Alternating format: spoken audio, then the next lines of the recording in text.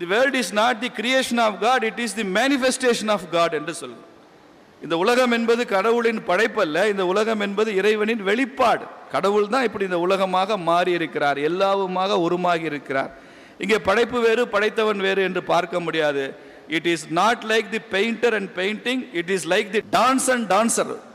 நடனமும் நடன கலைஞரையும் போன்றது இந்த உலகம். நடனம் நின்று விட்டால் நடன கலைஞரும் ஆடாமல் நின்றுறார்னு அர்த்தம். நடன கலைஞர் ஆடவிட்டால் நடனமும் துவங்கி விடுகிறன்னு அர்த்தம். ரெண்டையும், நடனத்தையும் டான்ஸையும் பிரிக்க முடியாது.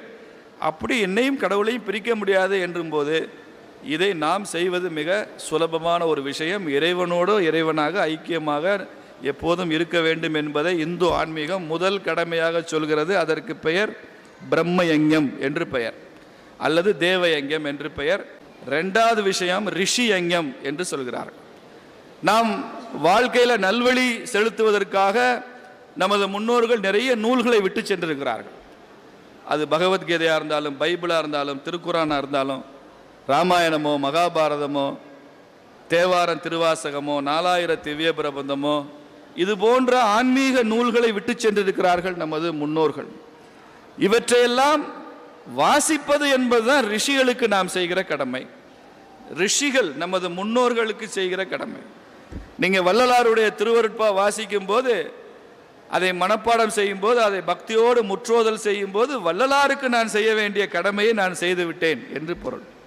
அதனால இந்த ஓதாமல் ஒரு நாளும் இருக்க வேண்டாம் என்று அவ்வை சொன்னாலே அதுதான் ரிஷியங்கம். ஓதாமல் ஒரு நாளும் இருக்க வேண்டாம், படிக்காமல் ஒரு நாள் இருக்க வேண்டாம்னு சொல்ல. ஓதுவது வேறு, படிப்பது வேறு. ஆன்மீக நூல்களை வாசிப்பதையே ஓதுவது என்று சொல்வார்கள். அப்படி நீங்கள் இந்துவாக இருந்தால் தேவாரம் திருவாசகம் படிங்க, 4000 திவ்ய பிரபந்தம் படிங்க. நீங்கள் கிறிஸ்தவராக இருந்தால் பைபிள் வாசிங்க, நீங்கள் முஸ்லீமாக இருந்தால் குரான் வாசிங்க. ஆனால் இது போன்ற நூல்களை வாசிப்பதன் மூலமாகத்தான் நமது முன்னோர்கள் ரிஷிகளுக்கு நான் பட்ட கடனை தீர்க்கிறேன் என்று பொருள். இதெல்லாம் கடன், இதெல்லாம் நாம் பட்ட கடன். அந்த கடனை தீர்க்கணும். 10 குறள் திருக்குறளை நீங்கள் வாசித்தா நான் ஏதோ அறிவு பெறுகிறேன் என்பது மாத்திரமல்ல, திருவள்ளுவருக்கு நான் பட்ட கடனை திருப்பி செலுத்தி கொண்டிருக்கிறேன் என்பதுதான் இந்து ஆன்மீகம் பகர்கிறது.